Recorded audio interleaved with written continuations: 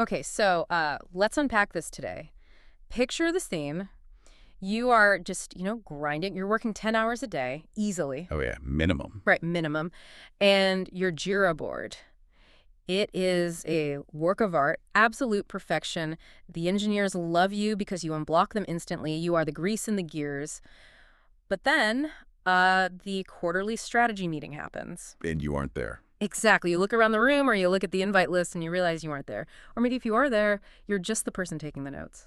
It's a brutal realization. It really is. It's the classic project management paradox. You're doing everything right according to the job description, the tactical stuff, but you are stuck. You've hit what we are calling the PM glass ceiling, and today we're doing a deep dive into exactly why that happens, and more importantly, how to completely shatter it. Yes. We've pulled some really fascinating insights from the Speak Like a PM series.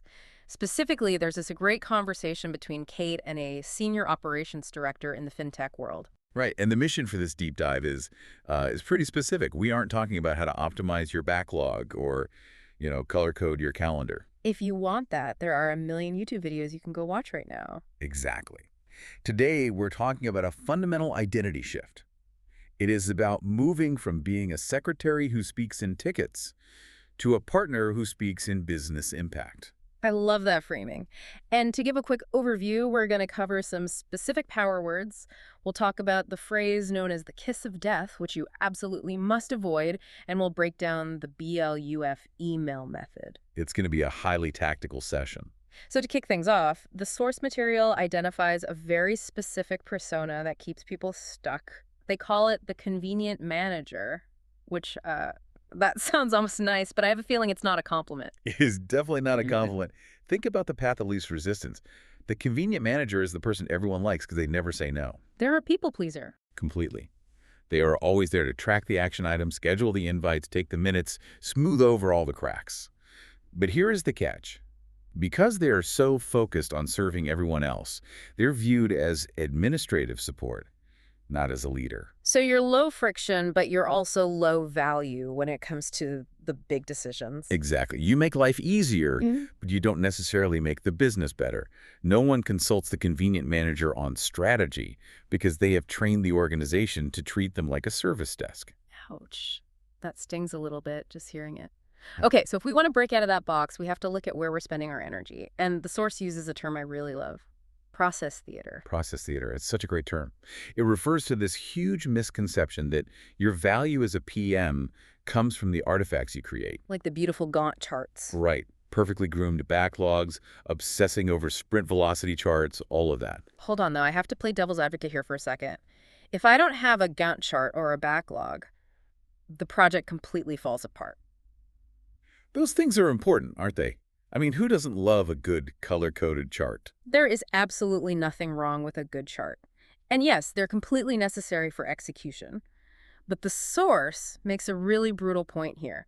Executives do not care how the job is done. They don't. No, they do not care about your daily stand-ups. They don't care if you use Jira or Trello or literally sticky notes on a wall. That feels really counterintuitive because we spend 90% of our day in those tools. So if I don't care about the stand-ups, what are they actually looking for? They care about the trio of value. Value, risk, and ROI. Return on investment, that is it. Value, risk, ROI. So the mechanism is basically invisible to them. They only care about the output. Correct. If you are walking into a meeting with a VP and you are talking about tickets and meetings and stand-ups, you're signaling that you're down in the weeds, focusing on the mechanism of the work. But if you talk about value, like what this does for the customer, and risk, what could go wrong, and ROI, is this actually worth the money? Suddenly you are speaking their language. So it really comes down to a language gap. 100%. If you speak tickets, you're viewed as support. If you speak business impact, you're viewed as a partner. It's about elevating the conversation from the mechanism of the work to the outcome of the work. Okay, let's get tactical then, because speaking business impact sounds great on a LinkedIn post, but what does it actually sound like in a Tuesday morning meeting when everyone is drinking coffee and staring at their phones? Yeah. The source highlights a specific word that seems simple but apparently carries a ton of weight. Stakeholder. Yes. This is a massive tell for seniority. The source mentions that saying, my boss or the client can actually make you sound junior. I say the client all the time. Why is that such an issue? Think about the power dynamic involved in those words. Mm. When you say my boss, you're emphasizing a hierarchy where you are subordinate. You the child, they are the parent.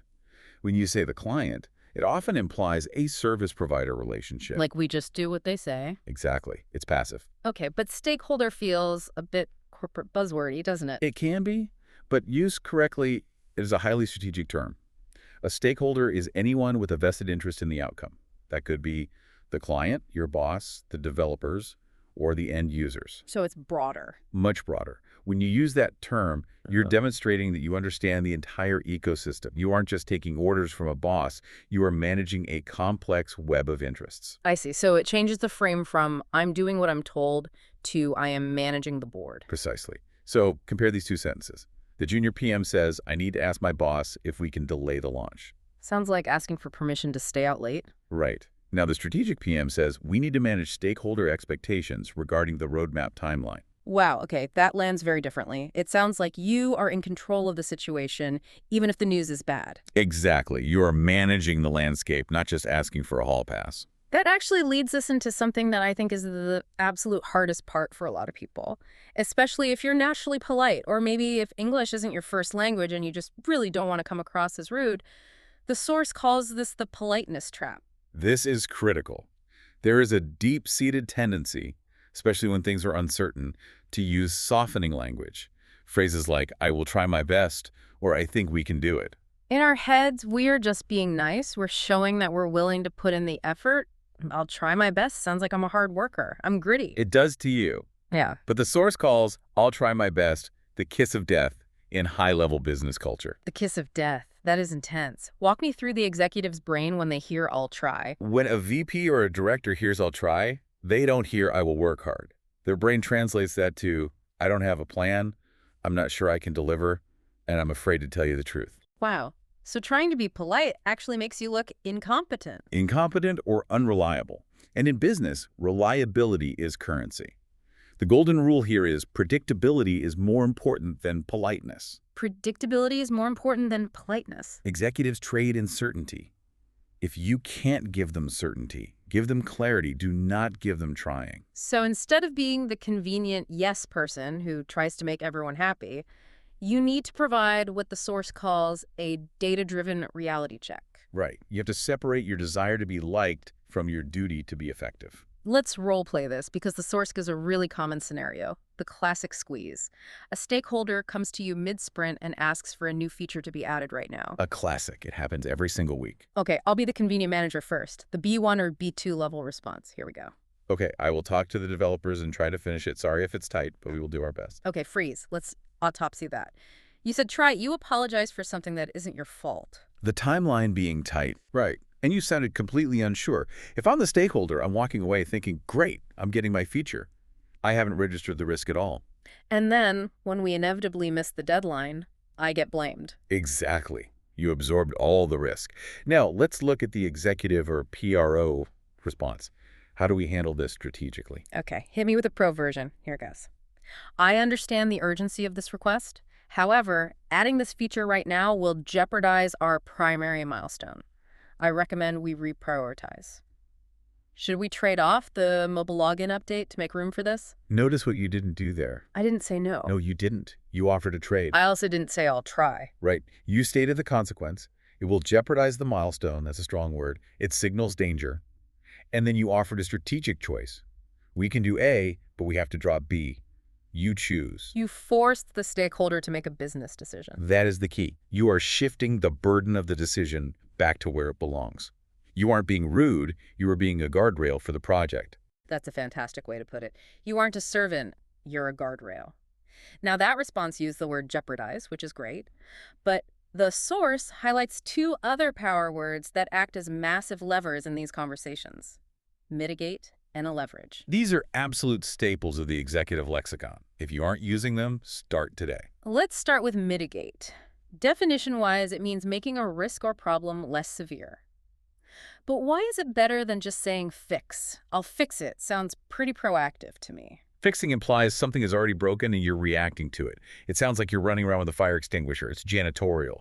Mitigating risk sounds architectural. It implies you saw the problem coming, you analyzed it, and you have a plan to lessen the impact.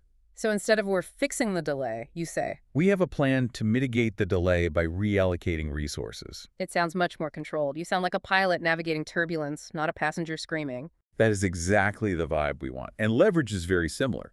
Leverage means using something you already have, like data, tools, or people, to get a disproportionate result. It's about efficiency. So instead of saying we're using the old tests, which sounds boring, You say, we can leverage our existing testing scripts to accelerate QA. It turns a passive action into a strategic asset. I love that. It makes you sound like you're playing chess while everyone else is playing checkers. That's the goal. Now, this brings us to a concept the source calls managing up.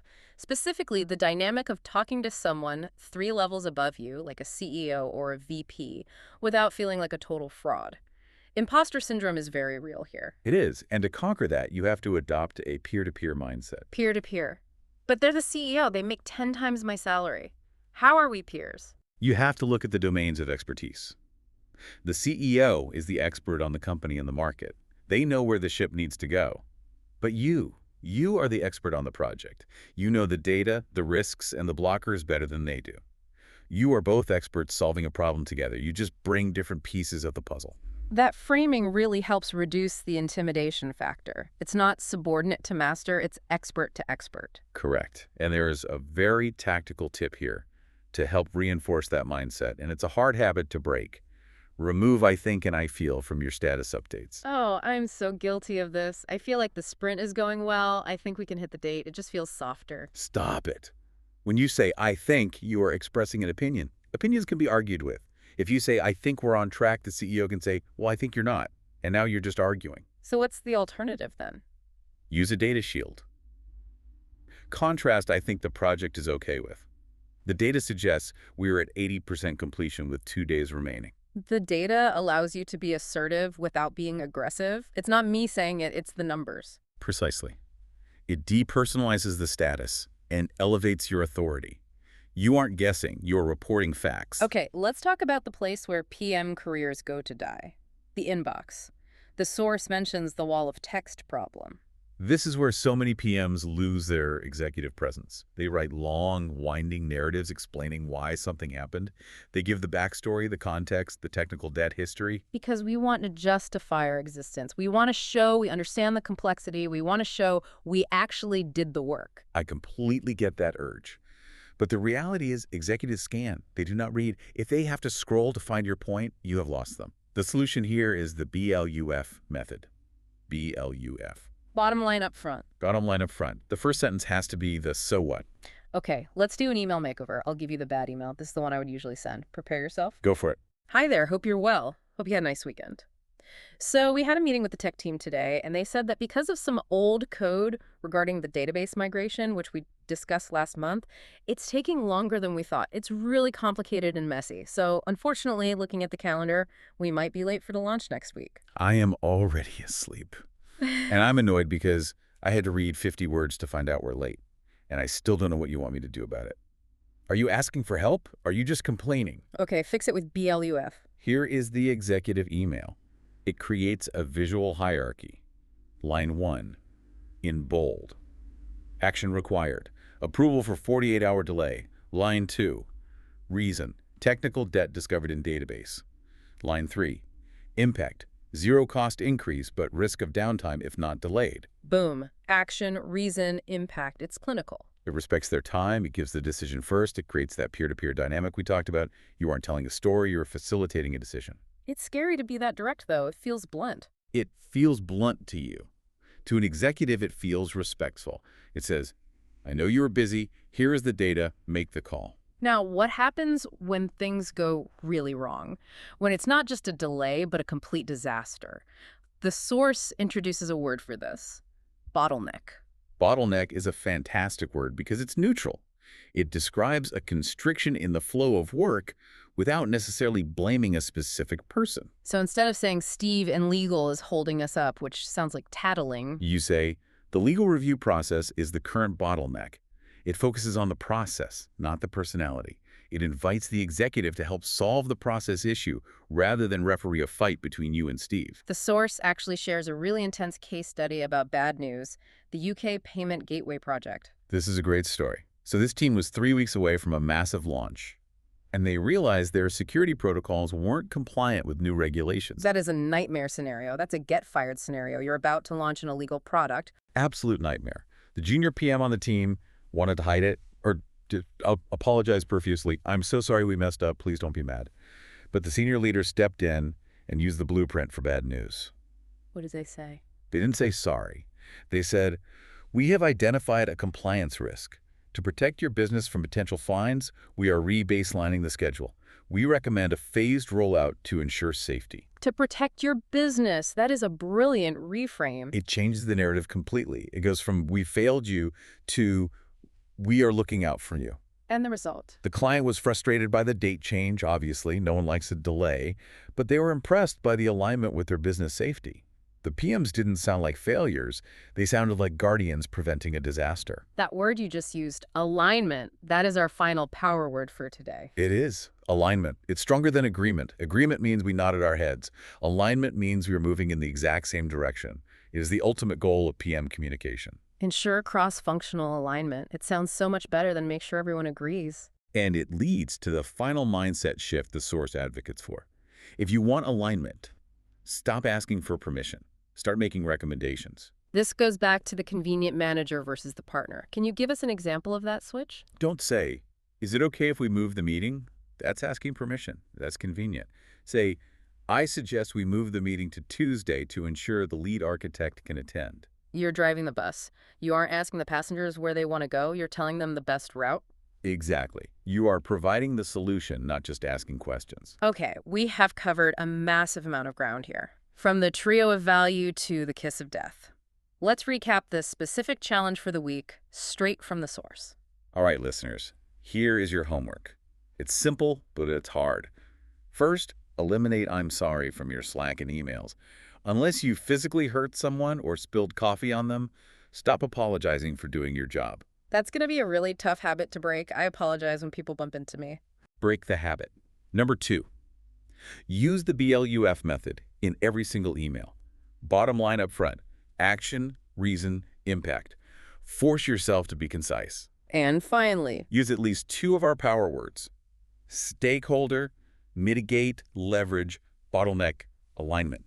Work them into your next status update. See how it changes the room. I love it. You know, this whole discussion makes me realize something. Speaking like a leader isn't just about vocabulary. It's not just about sounding smart so people take you seriously. No, it's not. It's about teaching others how to treat you. That's it right there. If you speak like a subordinate, if you ask for permission, if you apologize constantly, if you focus on the tickets, you will stay a subordinate. You are teaching them that you are there to serve, not to lead. But if you speak like a partner, If you speak about risk, ROI, and alignment, the glass ceiling disappears.